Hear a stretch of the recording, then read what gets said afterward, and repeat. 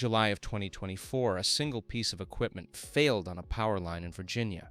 Within 82 seconds, 60 data centers dropped off the grid, 1,500 megawatts gone, and the people living nearby had no idea how close they came to losing power too. That incident was one of several. The organization that oversees grid reliability in North America, NERC, just issued its most severe type of alert, a Level 3. They've only done this a handful of times in history, and the reason is data centers. Not because data centers use a lot of electricity, that part everyone knows. The problem is what happens when they leave and when they stay. Both directions are breaking things that used to work fine. Here's why this matters to you personally. The cost of dealing with this is already showing up on your electric bill, and it's about to get much worse. Three things are happening at the same time. First, data centers are crashing the grid when they disconnect. Second, they're growing so fast that utilities literally cannot build power plants fast enough to serve them. And third, you're paying for all of it. Let's go through each one. Here's what happened in Virginia on July 10th, 2024. A lightning arrestor failed on a 230 kilovolt transmission line. A lightning arrestor is a piece of equipment designed to absorb voltage surges. When it fails, the line itself can fault. That fault triggered a chain reaction. 6 successive faults hit the transmission system within 82 seconds. And data centers are extremely sensitive to voltage disturbances. Their protection systems are designed to disconnect instantly, to protect the servers, not the grid. So 60 data centers across 25 substations all did the same thing at the same time. They tripped offline and switched to backup generators. 1,500 megawatts of load gone in seconds. To put that in perspective, 1,500 megawatts is roughly the output of a large nuclear power plant. Imagine a nuclear plant tripping offline in under 2 minutes. That's essentially what happened, but in reverse. The load disappeared instead of the generation. NERC documented that this wasn't a one-time event. They've been tracking these since 2022. Multiple events of 1,000 megawatts or more, all in the Eastern Interconnection and Texas. All customer initiated, all happening in seconds. That's what triggered the Level 3 alert on May 4th, 2026. NERCs required grid operators to acknowledge the alert within 7 days and report their response plan by August 3rd. 7 mandatory actions. This is not a suggestion. This is the reliability regulator saying, fix this now. But the load loss problem is only half the story. The other half is how fast this demand is growing. Right now, data centers consume about 176 terawatt hours of electricity per year in the United States. That's 4.4% of all the electricity the country uses. And that number is climbing fast. The EIA, the Energy Information Administration, released its Annual Energy Outlook in April 2026. Their projection, data center servers alone will go from 7% of commercial sector electricity today to somewhere between 22 and 33% by 2050. That's just the commercial sector.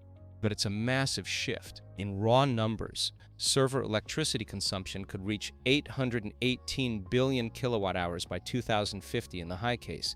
That's more than 16 times the 2020 level. Data centers drove roughly half of all U.S. electricity demand growth last year. Half. One industry sector, the demand is going from 31 gigawatts in 2025 to 134 gigawatts by 2030. And utilities cannot build generation fast enough. Dominion Energy, which serves Northern Virginia, the largest concentration of data centers on the planet, has 48 gigawatts of data center capacity under contract. 48 gigawatts. Dominion's entire current system peak is a fraction of that. Loudoun County alone has 199 data centers operating and 117 more in development. The grid operator for that region, PJM Interconnection, published a report in May 2026. In it, PJM's CEO said the quiet part out loud. The capacity market is stuck in what he called a credibility trap. High prices signal new plants are needed, but those prices make politicians intervene. That intervention undermines the signal, so nobody builds. Then, 12 days later, PJM proved the point. On May 18th, the Department of Energy issued an emergency order, giving PJM authority to curtail data centers and force them onto backup generators during a heat wave. More than 40 gigawatts of generation was offline. PJM's reserves dropped below 5,800 megawatts. This is the nation's largest grid operator asking the federal government for emergency powers to keep the lights on.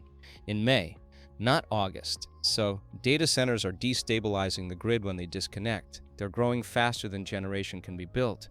And here's the part that hits your wallet. U.S. residential electricity rates have risen 17% in 4 years.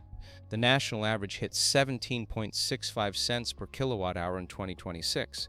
In March, the average was 18.05 cents, up from 17.1 cents a year earlier. That's a 10.2% increase year over year.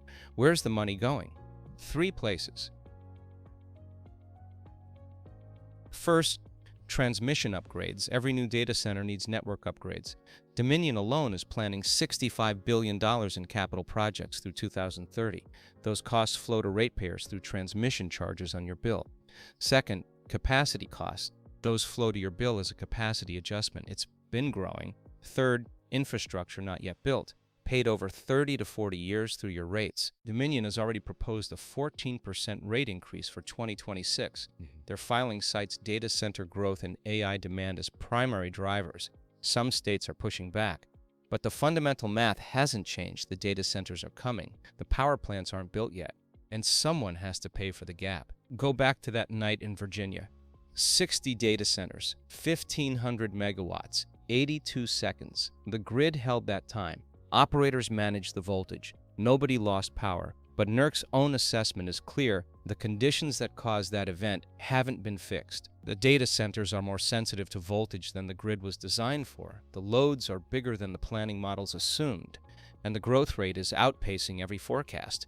The Level 3 alert, the Emergency Curtailment Order, the capacity market credibility trap. These aren't separate problems. They're 3 symptoms of the same thing. The grid was built for a world where load grew slowly and predictably. That world is over, and the bill for the transition is coming to your mailbox. The next video covers capacity markets, the mechanism that's supposed to keep the lights on. PJM's own CEO just admitted it's broken. That video is linked in the description. Every claim in this video is sourced. Like and subscribe to stay up to date on grid matters.